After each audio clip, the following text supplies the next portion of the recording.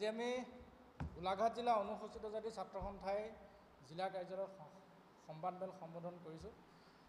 অনুসূচিত জাতিৰ বিভিন্ন সমস্যাৰ ওপৰত আমি অনুসূচিত জাতি ছাত্ৰ সন্থাই মাত মাতি আহিছোঁ।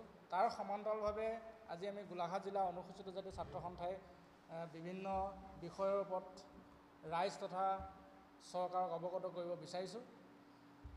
প্ৰথম কথা হ'ল সৰুপথাৰ সমষ্টিৰ চাংফুল খেলপথাৰত অনুসূচিত জাতিৰ আঁচনিৰে মিনি ষ্টেডিয়াম নিৰ্মাণ কৰি থকা হৈছে। আমি অনুসূচিত জাতি ছাত্ৰ সন্থাই ক'ব বিচাৰিছোঁ যে অনুসূচিত জাতিৰ আঁচনিৰ ধনেৰে সেই মিনি ষ্টেডিয়ামখন নিৰ্মাণ কৰি থকা হৈছে। অনুসূচিত জাতিৰ আঁচনিৰ নিয়ম অনুসৰি সেই ঠাই বা অঞ্চলত অনুসূচিত জাতিৰ 40% জনসংখ্যা থাকিব লাগে। মুঠ জনসংখ্যাৰ 40% অনুসূচিত জাতিৰ যদি লোক থাকে সেই ঠাইত এই মিনি ষ্টেডিয়ামসমূহ নিৰ্মাণ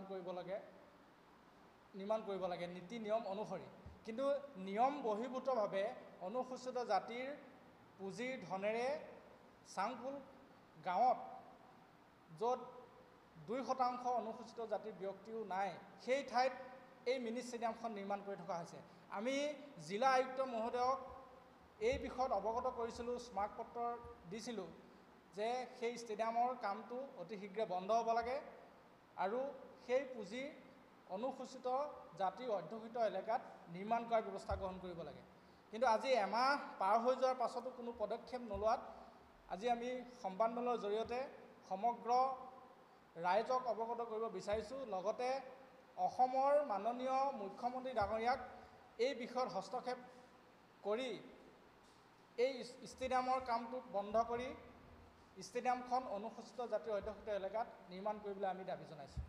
আৰু এটা কথা, 2020-21 বৰ্ষত জিলা আয়ুক্তৰ কাৰ্যালয়ৰ পৰা অনুসূচিত জাতি জনজাতি সঞ্চালকালয়ৰ পত্ৰ প্ৰেৰণ কৰিছিল যে অনুসূচিত জাতিৰ আন্তঃগাঁথনি উন্নয়ন আৰু ইনকম জেনেৰেটিং দুটা আঁচনি বিচাৰি এটা পত্ৰ প্ৰেৰণ কৰিছিল 2020-21 বৰ্ষত। সেই বিষয়টো আমি অনুসূচিত জাতি ছাত্ৰ সন্থা গোলাঘাট জিলা সমিতিয়ে জিলা কাৰ্যালয়ত তথ্য বিচাৰি আমি যি আবেদন কৰিছিলোঁ, কিন্তু আজি এমাহ হৈ যোৱাৰ পাছতো চালে বেৰে কোবোৱা কথা কৈ আমাক কোনো তথ্য প্ৰদান কৰা নাই। আমি অনুসূচিত জাতি ছাত্ৰ সন্থাই সন্দেহ প্ৰকাশ কৰিছোঁ জিলা কাৰ্যালয়ৰ বিষয়ববীয়া ইয়াত জড়িত হৈ আছে। ইয়াত এই আঁচনিকেইখন ৰূপায়ণত যে দুৰ্নীতি হৈছে আমি উমান পাইছোঁ। সেয়া আমি মুখ্যমন্ত্ৰী মহোদয়ক অনুৰোধ জনাইছোঁ এই সমগ্ৰ বিষয়টো যাতে আপুনি হস্তক্ষেপ কৰি উচিত তদন্ত কৰি বিষয়টো নিষ্পত্তি নি অনুসূচিত জাতি ৰাইজক ন্যায় প্ৰদান কৰিব বুলি আমি দাবী জনাইছোঁ। সৰুপথাৰ সমষ্টিৰ চাংফুল গাঁৱত যিহেতু আমি অনুসূচিত জাতি ছাত্ৰ সন্থাই দাবী কৰি আহিছোঁ যে অনুসূচিত জাতিৰ বিভিন্ন সমস্যাসমূহ সমাধান কৰিবৰ কাৰণে দাবী জনাই অহাৰ পাছতো